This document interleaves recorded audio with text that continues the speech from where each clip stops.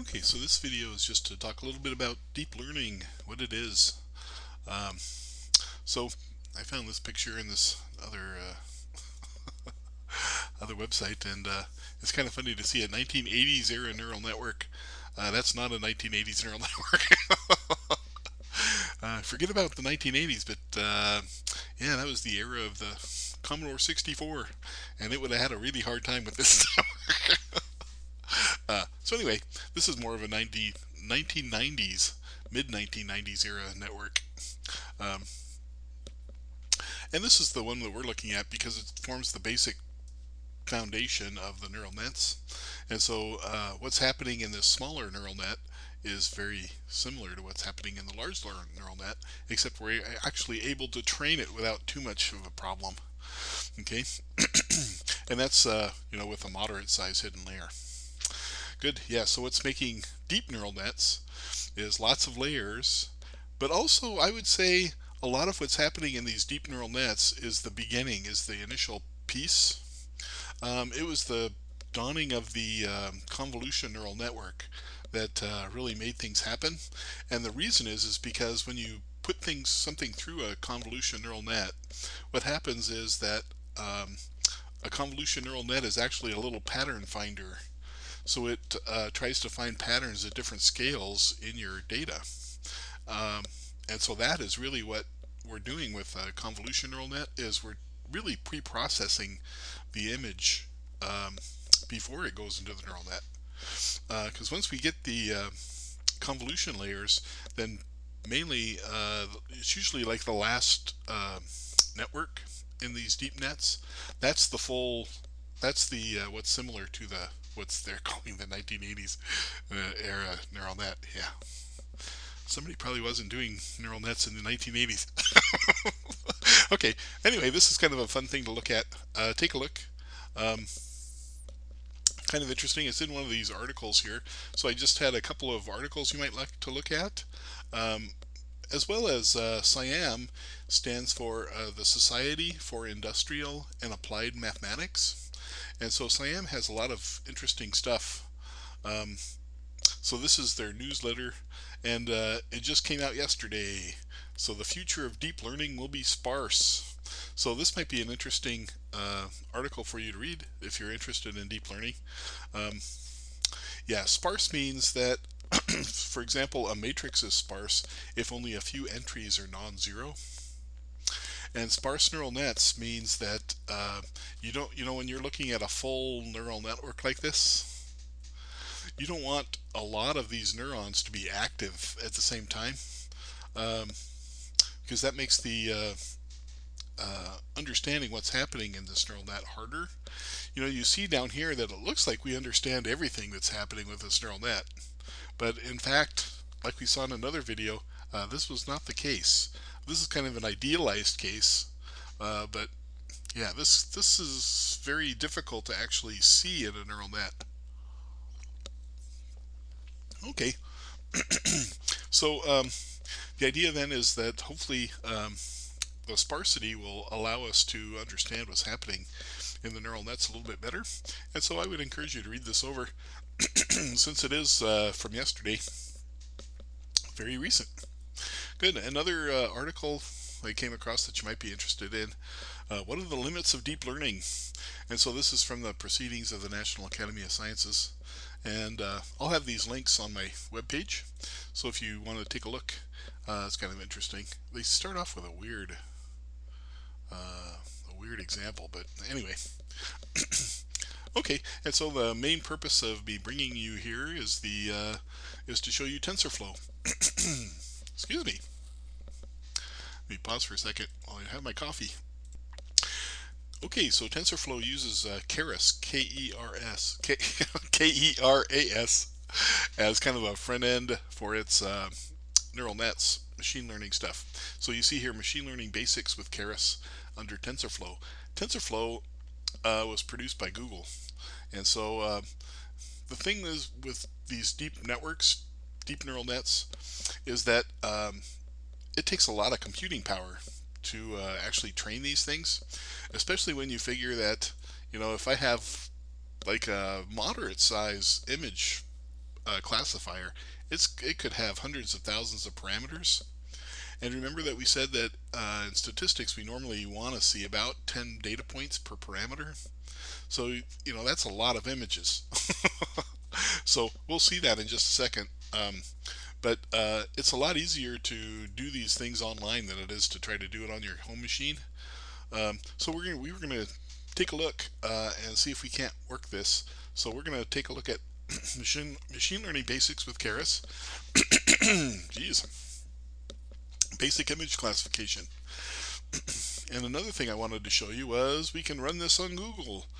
So there's a Colab, so you can just hit the run in Colab, Google Colab.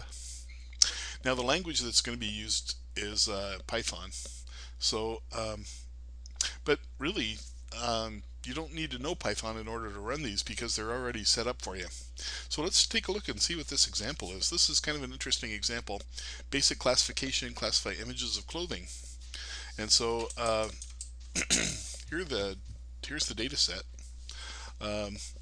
28 by 28 images, and they're pictures of like pants or shirts or shoes or purses.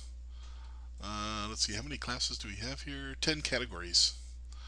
Okay, so it's the Fashion MNIST data set, and there's 70,000 images. Now you would not want to try to download 70,000 images, even if it's a small data set in terms of its megabytes. Jeez. I'm going to pause for a second. Okay, let's try this again. I was out mowing the lawn yesterday. I think I got some pollen or going. Anyway, okay. Here we go again. So I'm just going to go start this. Let's see. We're going to try to classify these images based on what kind of fashion we have here. So I'll just go ahead and hit the button here, and it'll run. And so if you've since we're on the since Whitman is using Google as for the email, you've already got a Google account, so you can run this right now if you wanted to. Go ahead and get yourself a Google Colab account. It's easy to do. I'll have this website on our class website, so you can check it out. Okay, so I've imported TensorFlow and NumPy and some of these other things. If you're familiar with Python, you know what those are, but if you're not, don't worry about it, because we're just going to keep moving here. So what are we doing now here? We're importing and loading the Fashion MNIST dataset. And notice that we're pulling out the train images and train label, test images and test labels. We've done that. That's train test split. Okay, and then here we see that what the labels are. So we have t-shirts, trousers, pullovers, dresses, coats, sandals, shirts, sneakers, ankle boots. Okay, and so we're going to put those into a string so we can use them later. Let's see, did that actually... Okay, and now we can explore the format of the data. The shape is, we have 60,000 28 by 28 images, so I guess we're gonna be testing on the 10,000, huh?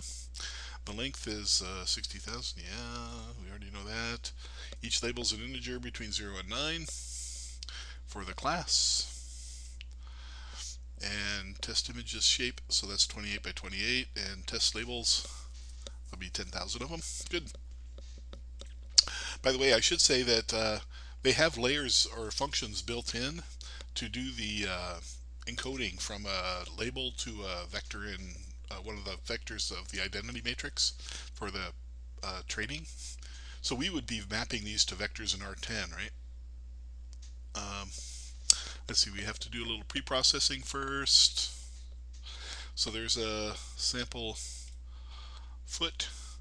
And so these have a maximum of 255 for the pixel value, and so they're dividing by 255, so that that means that the maximum value is going to be 1, right?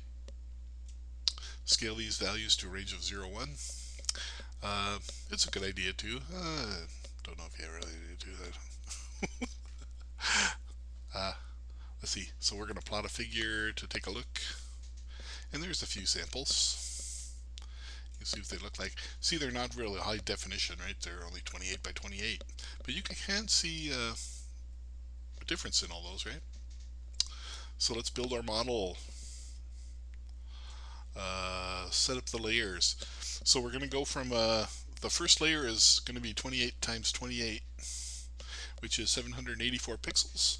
It's going to go to 128 nodes, and then that's going to go to our R10, and our activation function is the ReLU, because we're modern. No, actually, I shouldn't keep saying that. Yeah, ReLU functions are good for these deep nets. Although this isn't a deep net yet, right? Um, we'll compile this. So the optimizer, we haven't talked about Atom, but it's kind of a hybrid model, hybrid optimizer, and so it works pretty well. For categorical data, that's the labeled data, you can go ahead and use the sparse categorical cross entropy. That's a mouthful, because it works well. And then accuracy. We can, if you were interested in these models, we could take a deep dive into some of that stuff. But for right now, let's just see what our model does. This is a 3-layer network, so it's not very much. And since we're on Google, it doesn't take very long to train. I'm just using my browser, so this is not being computed on my computer at home. This is being computed at Google. And so you can see already the accuracy is getting pretty good. Now, we see it's out of 10, right? I believe this is,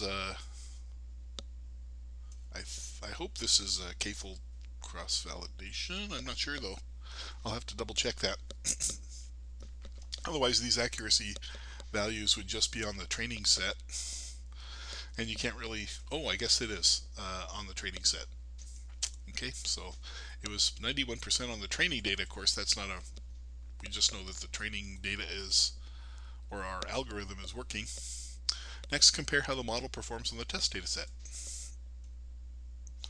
88% accuracy on the test data.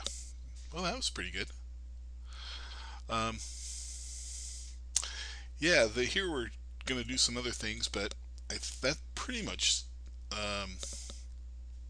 stops what we wanted to do originally. So I'll let you go through and see if you want to play around with this more. What they're trying to do here is to try to get a better accuracy.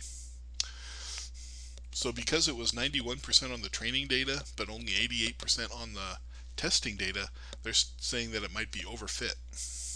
And so they do some other work down here to show that it's not. Or not to show that it's not, but to try to get around that. And so it's kind of interesting to see. And again, you don't need to know any of the code. You just, although the code is present, you can take a look at it and see. And it's kind of fun to be able to actually see these networks in play. So, there's lots more over here if you wanted to take a look. Yeah, there's more advanced stuff you can take a look at. There's convolution neural nets. Unfortunately, we're not getting into those, but it's kind of fun to see. Yeah, these are going to be classifying images. So if you want to really see an interesting neural net, that's a nice one to take a look at. This is using these convolution layers to do what I think of as pre-processing of the data, but I'm probably in the minority there. Okay, so this is a nice way of entry into the actual deep learning stuff. One of these days we may even use TensorFlow to do just the basic neural nets as well, but take a look, explore it. I think it's kind of a fun piece of software to use, and especially since it's online, you don't have to have anything installed on your computer. Alright, I'll see you later.